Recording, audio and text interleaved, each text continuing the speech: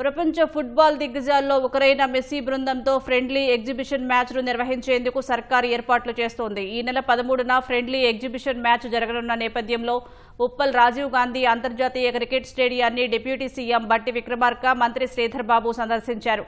ఏర్పాట్లను పరిశీలించి అధికారులకు పలు సూచనలు చేశారు. మ్యాచ్ను చూసేందుకు భారీగా అభిమానులు రానున్నారని బట్టి విక్రమార్క తెలిపారు. అభిమానులు ముందుగానే స్టేడియం చేరుకోవాలని ఆయన సూచించారు. మెస్సీకి తెలంగాణ సర్కారు భారీ భద్రతను కల్పిస్తుందని ఉప ముఖ్యమంత్రి చెప్పారు. మెస్సీ అంటే ప్రపంచం అంతా ఊగిపోతూ ఉంటుంది, ఫుట్బాల్ ప్లేయర్స్, లవర్స్.